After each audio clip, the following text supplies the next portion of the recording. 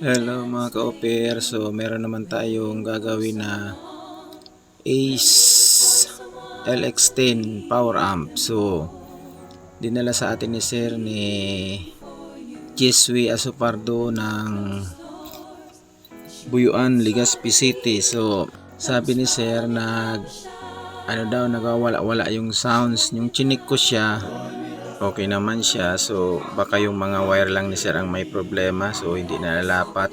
Sabi ko kay Sir, so i-ano na lang natin, i-upgrade, dagdagan ng wersa ba. So mag-a-add tayo ng apat na transistor output, tsaka lagyan natin ng fuse and fixed bias na rin natin. So okay, nag-okay naman si Sir. So yan ang gagawin natin. So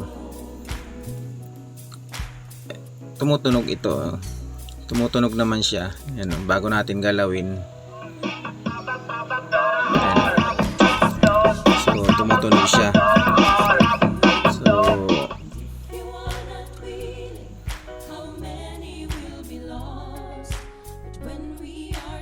i-bias muna natin kasi yun din ang dapat kapag nalagyan natin ng dagdag na output transistor, dapat ganun din ang bias. Yung makikita natin yan, yan nasa 0.2, laro siya sa 0.2, pareha sila nasa 0.2. So ito yung mga idadagdag natin, ayan, dalawang fuse, mga resistor na 1 watts, tapos yung 5 watts. Tapos siyempre kailangan may silicone compound para mabilis yung pag-transfer ng init sa heatsink. So yun naman ang purpose ng silicone compound. So ayan, siyempre kailangan din yan yung panglagay sa ilalim ng output transistor. Tanggalin muna natin yung isa. Yan muna ang ating lalagyan ng mga parts. Isa muna ang lagyan natin. So ito na. So bago ko pala tinanggal yung board yan, nilagay ko na yung dalawang output transistor para sumakto sa tornilyoan. Kasi kung ilalagay natin na wala yung heatsink, baka hindi sumakto sa tornilyoan. So mas maganda ng ganyan.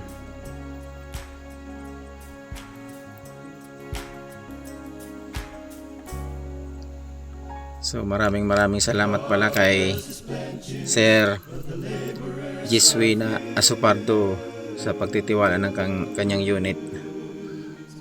So wag din po kalimutan mag-subscribe, like and share sa aking Facebook page at YouTube channel, and pahit na rin ng notification bell para updated kayo lagi sa mga bagong i-upload kong videos. So ayan na. So ito na siya, yan, tatlo. Ito apat na siya, yan. So kumpleto na yan. Ilagyan ko na fixed bias na rin yan. So magka-try na lang tayo ng fixed bias kung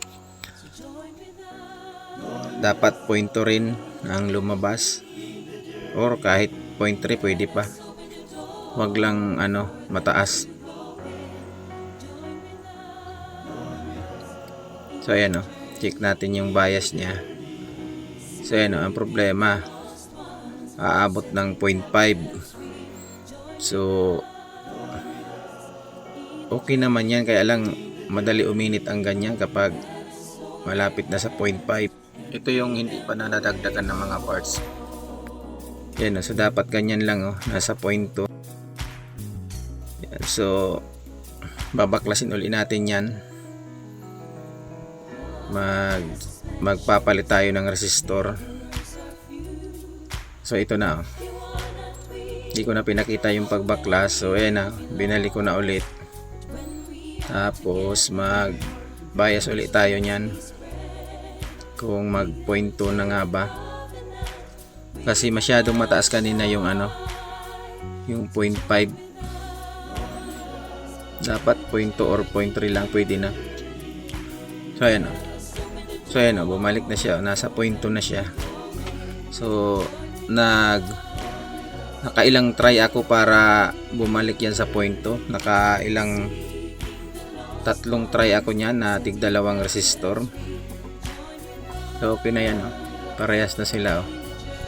So maraming salamat po pala ulit kay Sir Giswe Asupardo ng Buyuan, Legazpi City.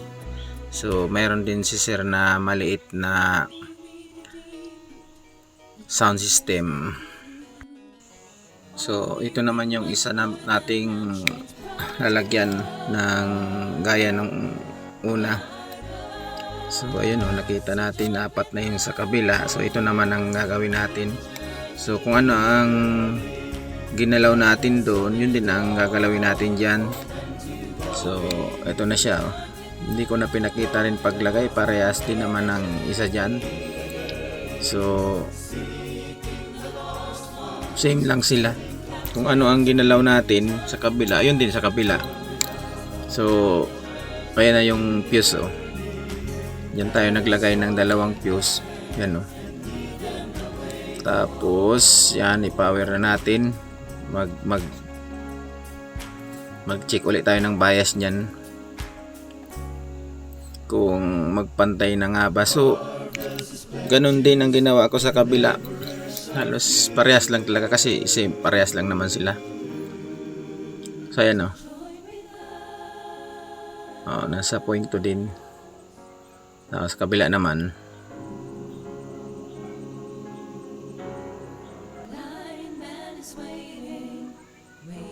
Ayan o. So parehas na sila. So okay na yan. Mas maganda ang ganyan para hindi uminit kaagad yung heatsink nya. So ito, mag-try na tayo. So ayan o. May tunog na, may dalawa ng signal. Ayan o, naka-direct na yan sa dinaduman ng bug tester. So okay na yan. Ito yung mga kinuha natin no. Okay pa naman lahat yan, kaya lang nag-upgrade tayo, so kailangan talagang balitan. So ayan, apat na sila oh. Apat din sa kabila. So isang signal lang pala ang ginagamit natin yan kasi nakamono lang tayo. Kapag nakamono, yun talaga ang ano ni Ace. Kapag nakamono, isang volume pwede na. So okay na yan. Maraming salamat po. Hanggang dito na lang po ang aking video. Be blessed. Shalom.